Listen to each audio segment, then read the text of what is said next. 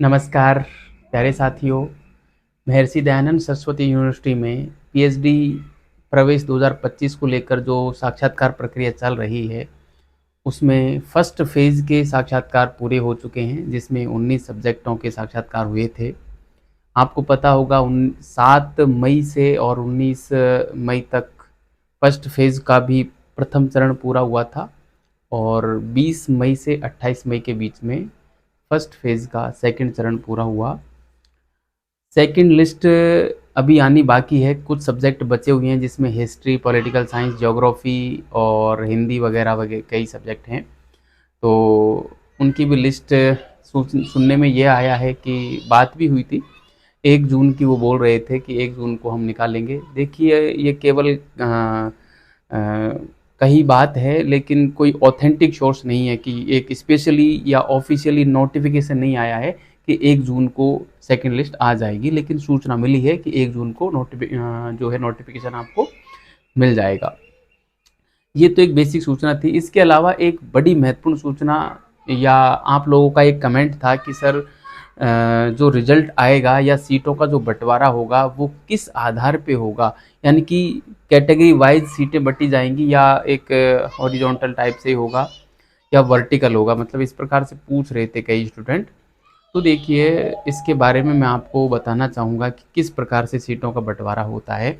उससे पहले मैं एक चीज़ बताना चाहूँगा कि जितने भी स्टूडेंट साक्षात्कार देकर आए हैं, उन लोगों ने मेरी उस पीडीएफ को ज़बरदस्त तरीके से सराहा है, जो मैंने आपको मेरे एप्लीकेशन सफलता विजन्स पर प्रोवाइड करवाई थी, जिसमें करीब 15 के आसपास पेज थे और उसमें बड़े ही महत्वपूर्ण प्रश्न मैंने सेलेक्ट किए थे और लगभग उसमें करीब 50 के आसपास प्रश्न थे। उसमें 10-12 प्रश्नों को मैंने हाईलाइट किया था रेड कलर से, तो वो ही प्रश्न लगभग पूछे गए जितने भी स्टूडेंट थे उनसे। तो आप लोगों से भी मैं यही कहूँगा कि जिन लोगों का साक्षात्कार अभी नहीं हुआ है वो और उन्होंने पीडीएफ वो नहीं ली है, तो उस पीडीएफ को ले लें और उनके प्रश्नों को आप तैयार कर लें। खासकर जो रेड कलर में जो मैंने हाईलाइट किए प्रश्न हैं, उनको आप ज़रूर तैयार करें, तो आपका काम बढ़िया तरीके से हो जाएगा। आपको एडमिशन पक्का मिल जाएगा, विश्वास के साथ कह रहा हूँ। तो ये पीडीएफ आपको मेरे एप्लीकेशन सफलता विजन्स पर मिलेगी। सफलता विजन्स एप्लीकेशन आप गूगल प्ले स्टोर पे जाके डाउनलोड कर सकते हैं। चलिए मैं आता हूँ आज के इस बिंदु पर कि सीटों का बंटवारा कैसे किया जाता है। देखिए प्यारे साथियों, मैंने नोटिफिकेशन को फिर से पढ़ा। करीब आपको पता ही है, करीब 75 से ऊपर पेज हैं उसमें नोटिफिकेशन में। उसको पूरे को देखने के बाद कहीं पर भी उसमें ऐसा कोई मेंशन किया हुआ नहीं है कि सीटों का बंटवारा किस प्रकार से किया जाएगा, यानी कि आरक्षण दिया जाएगा या नहीं दिया जाएगा या किस प्रकार से क्या रहेगा, ये मुझे वहाँ पे नहीं मिला। ठीक है, तो अब मैं जो बात रखूँगा वो मेरे अनुभव के आधार पे ही रखूँगा।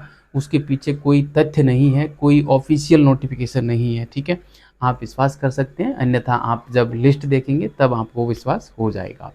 ठीक है, तो देखिए प्यारे साथियों, यूनिवर्सिटी में आपसे जो फॉर्म यूनिवर्सिटी ने मांगे हैं उसमें आपसे कास्ट सर्टिफिकेट मांगा है। ठीक है, तो कास्ट सर्टिफिकेट का मांगा जाना यह दर्शाता है कि आपको आरक्षण दिया जा रहा है। ठीक है, अन्यथा कास्ट कास्ट सर्टिफिकेट का कोई मतलब नहीं होता। ठीक है, अब आरक्षण आपको एक दो जगह दिया जा सकता है। एक तो वहाँ पे कि जैसे फॉर्म अप्लाई करने के लिए मास्टर डिग्री में 55% की आवश्यकता रहती है जनरल कैटेगरी को। ठीक है, तो अन्य कैटेगरी को आरक्षण दिया जा रहा है, इस वजह से उनको 5% की छूट रहती है और उस 5% की छूट के कारण आपसे कास्ट सर्टिफिकेट मांगा गया है। तो यानी कि आरक्षण का प्रावधान तो यहाँ पर है यूनिवर्सिटी में। अब जब वहाँ भी है तो फिर सीटों में भी होगा। ये एक हम आधार हम लगा सकते हैं, एक कॉमन सेंस की बात है जिसको हम यहाँ पे लागू कर सकते हैं।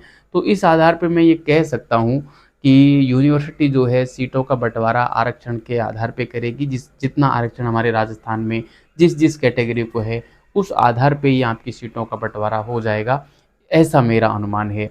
इस अनुमान के पीछे मैंने तर्क दे दिया कि एक तो आपसे कास्ट सर्टिफिकेट लिया है, प्लस आपको अब से पहले यानी कि फॉर्म अप्लाई करने में भी छूट दी है, तो फिर वो यहाँ यानी कि आरक्षण दिया है, तो फिर यहाँ भी आरक्षण आपको, सीटों के बंटवारे में भी आरक्षण आपको मिल जाएगा, ऐसा मेरा अनुमान है। अनुमान क्या, मैंने अमूमन कई यूनिवर्सिटियों में देखा है तो इसी बेस पे होता है है ना? जिस जिस जगह भी और ये सीटों का बँटवारा होता है वो आरक्षण के आधार पे होता है, ये मैंने अमूमन देखा है, वो यहाँ पर भी होगा, ठीक है?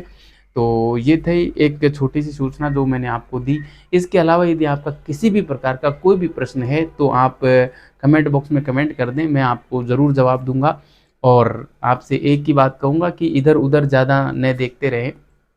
अधिकतर लोगों को मैं देखता हूँ कि मेरे एप्लीकेशन सफलता विजन्स पर भी आप चैट करते रहते हैं, तो वहाँ भी चैट ना करें। अन्य सारे विद्यार्थी जो सीरियस हैं, बहुत सारे लोगों का आरएस मेंस है, तो वो उधर जुटे हुए हैं, बहुत सारे लोगों का फर्स्ट ग्रेड है, तो उधर जुटे हुए हैं, तो उनको डिस्टर्बेंस होता है।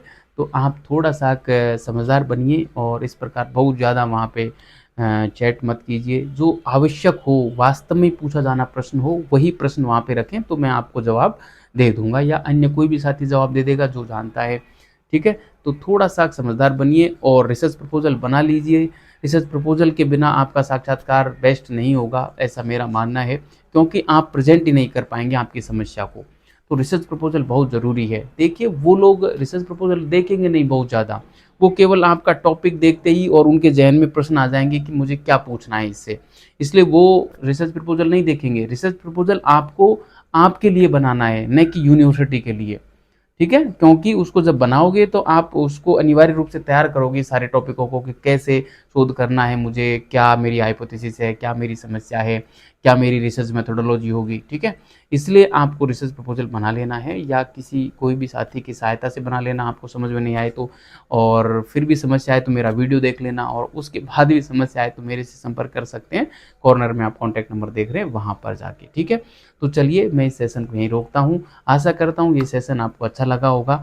यदि अच्छा लगा हो तो चैनल को लाइक करना, शेयर करना, सब्सक्राइब करना और कमेंट करना। देखिए, मैं बोलता नहीं हूँ, शायद पहला वीडियो है जिसमें मैं लाइक, सब्सक्राइब और शेयर वगैरह करने की बोल रहा हूँ। धन्यवाद।